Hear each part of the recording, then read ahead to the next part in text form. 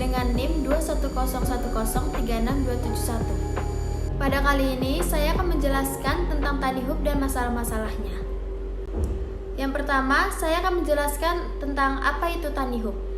Jadi, Tanihub itu merupakan salah satu platform yang menghubungkan para petani dengan konsumen yang diciptakan sebagai startup agritech sejak tahun 2016 oleh Pamitra Wineka bersama dengan Ivan Aris Setiawan. Latar belakang didirikannya Tanihub ini dengan tujuan untuk mensejahterakan para petani lokal dengan cara membantu memasarkan produk-produknya.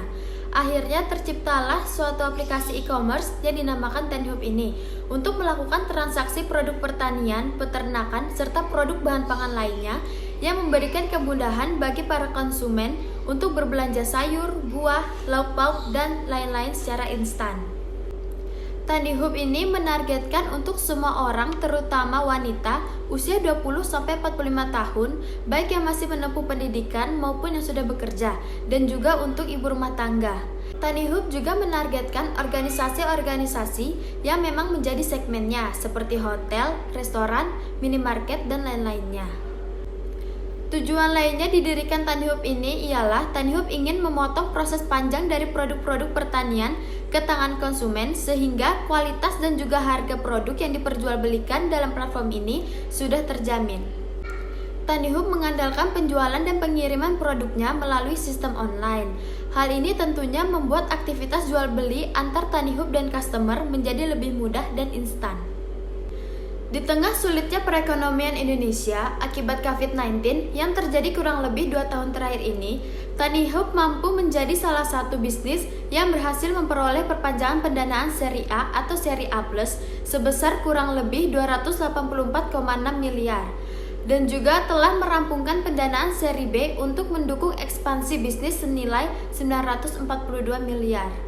Selain itu, di tahun 2021, Tanihub juga masuk dalam lingkup Top Startups 2021 karena dinilai mampu bertumbuh dan berhasil menarik investasi serta merekrut pencari kerja dalam masa pandemi COVID-19, sehingga membuat Tanihub dinilai memiliki potensi pertumbuhan bisnis yang pesat dan menjanjikan.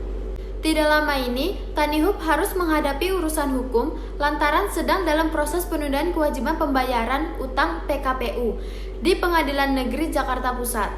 PKPU ini dilayangkan oleh PT Alfa Suara Konsultan dan Ludwina Emilia Max ke Pengadilan Niaga di Pengadilan Negeri Jakarta Pusat pada Jumat 9 Desember 2022 kemarin.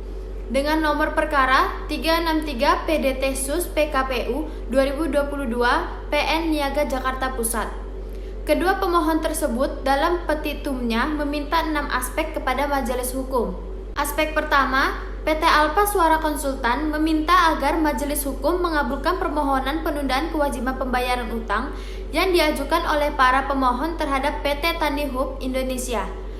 Yang kedua, menyatakan PT Tanihub Indonesia PKPU berada dalam penundaan kewajiban pembayaran utang dengan segala akibat hukumnya.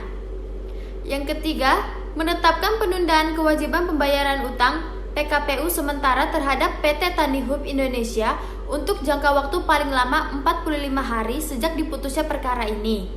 Yang keempat, meminta majelis hukum untuk menunjuk dan mengangkat hakim pengawas dari lingkungan Pengadilan Niaga pada Pengadilan Jakarta Pusat untuk mengawasi proses penundaan kewajiban pembayaran utang PT Tanihub Indonesia. Menunjuk dan mengangkat Saudara Muniar Sitanggang sebagai kurator dan pengurus terdaftar dan mengangkat Hendro Widodo sebagai kurator dan pengurus terdaftar sebagaimana surat bukti pendaftaran kurator dan pengurus nomor AHU 71 AH0406 2022 tertanggal 1 Agustus 2022. Bunyi petitum kelima. Sementara petitum keenam, pemohon meminta majelis hukum membebankan biaya perkara kepada PT Tanihub Indonesia. Baiklah, itu saja penjelasan dari saya mengenai perusahaan Tanihub. Jika ada salah kata atau informasi, mohon dimaafkan. Kurang lebihnya, saya menerima kritikan dari Bapak dosen dan juga teman-teman semua. Terima kasih. Wassalamualaikum warahmatullahi wabarakatuh.